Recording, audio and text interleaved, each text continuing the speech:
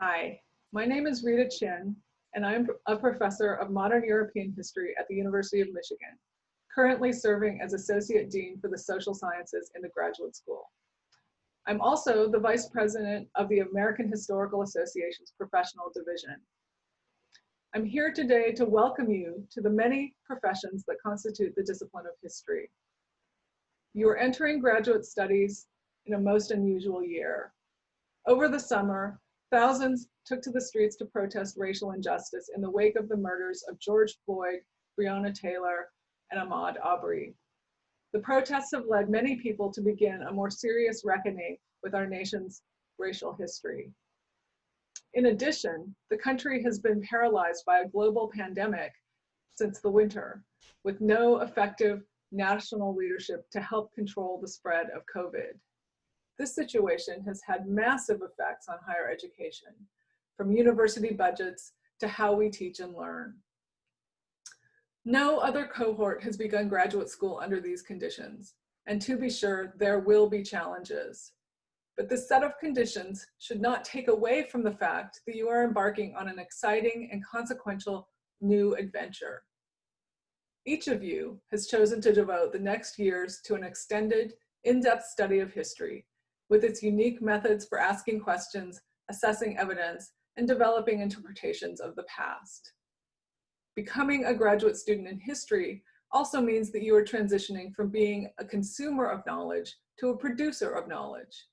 Your task is not just to understand and absorb scholarship of historians who've come before you, although this is a significant part of what you will do, but also to marshal primary sources and develop your own interpretations so as to participate in broader debates among historians.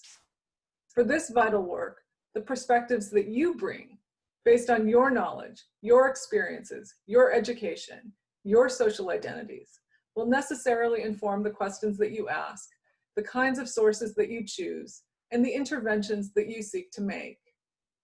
The shift from passive consumer to active producer of knowledge is an important part of your graduate training, and I suspect it is why many of you have decided to pursue graduate education. By choosing to undertake graduate studies in history, you are entering not only the community of your department, but also a national community of historians. This broader group is represented by the professional organization for all historians in the United States, the American Historical Association, which is the largest organization of professional historians in the world. Each of these communities will provide you with peers and colleagues who will be valuable interlocutors as you embark on a career as a historian. In your graduate program, fellow students will offer sounding boards and help you sharpen your ideas. Faculty will introduce you to classics as well as cutting-edge scholarship and provide important feedback on your work. And both will be resources for your entire career. In addition, the AHA provides opportunities to meet graduate students from other programs who share your intellectual interests, possibilities for networking with faculty around the country in your subfields, and special events and programs designed specifically for graduate students. It also offers resources for teaching history, exploring career options, and for publishing your scholarship. Its annual meeting, once perhaps infamous because of the job market activity, is now focused on a vast range of professional development around teaching, research, and other modes of historical work. As you begin your graduate education journey in history, it's worth emphasizing that there are many ways to be a historian. Some of you have decided to go to graduate school because you want to become an academic historian, a faculty member at a college or university. Others of you are interested in pursuing careers in museums, archives, or other historical nonprofit associations. But there are many other arenas where historians pursue careers because historical training provides a wholly unique and absolutely crucial skill set.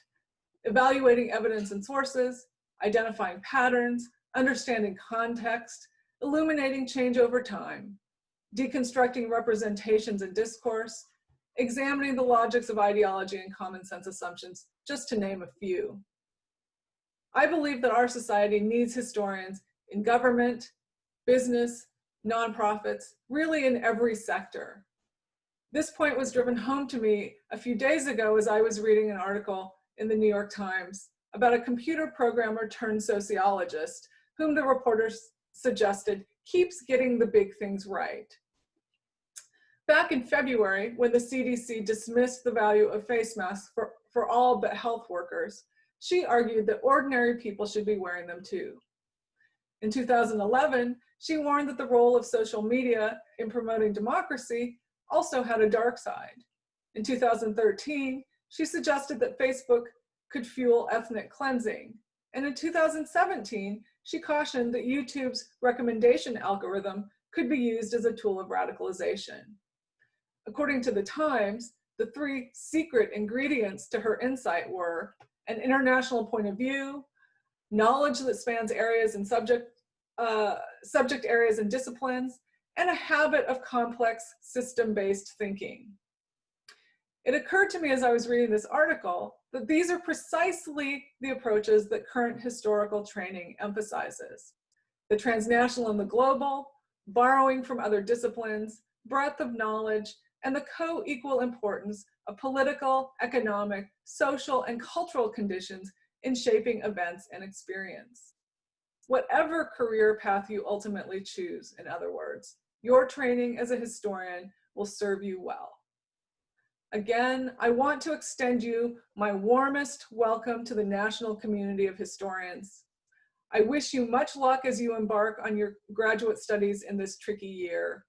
And I look forward to meeting you at a future annual meeting of the AHA. Thank you.